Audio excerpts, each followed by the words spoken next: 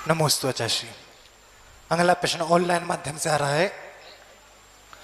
शुभम जैन समनुदती दरगवा जी से नमोस्तु निवेदित करते हुए अपनी शंका रख रहे हैं कि आचार्य भगवान यंत्र जी का क्या महत्व है एवं श्री जी के पास विराजमान करने की इसकी क्या विशेषता है। प्रायः यंत्र जी की प्रतिष्ठा देखने में नहीं आती है, कृपया समाधान करने की कृपा करें।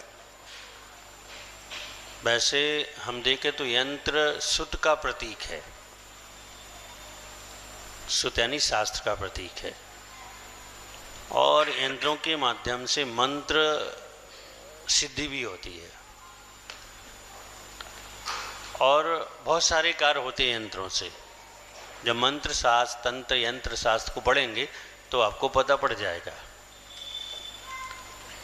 तो ये नियम है, विधि विधान है कि जिनालय में जिनेंद्र भगवान के सामने जो 3 कटनी होती हैं, पहली कटनी पे भगवान रहते हैं, दूसरी कटनी, तीसरी कटनी जो होती है वास्तविकता वो यंत्र की होती है। भगवान भी विराजमान कर सकते हैं, ऐसा नहीं कि भगवान नहीं कर सकते हैं, लेकिन यंत्र की होती है। तो यंत्र से और भी चीज़ें होती हैं, और भी बाधाएं, भूत प्रेत डाकनी साकनी पिचास आदि की बाधाएं भी उससे रुकती हैं।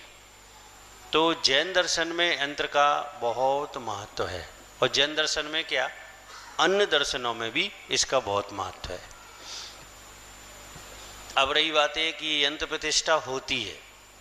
अब यंत्र प्रतिष्ठा लघु प्रतिष्ठा है तो आधे घंटे में हो जाती, तुम तो करते हो पंडित जी, हो जाती है।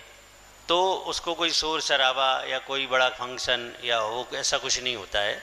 बस पंडित जी कोई भी 20-25 मिनट में उसकी प्रतिष्ठा करके वो शुद्ध हो जाते हैं।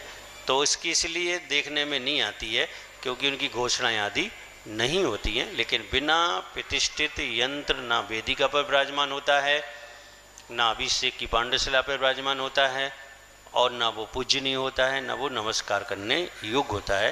प्रतिष्ठा के बाद ही वो नमस्कार करने योग्य होता है।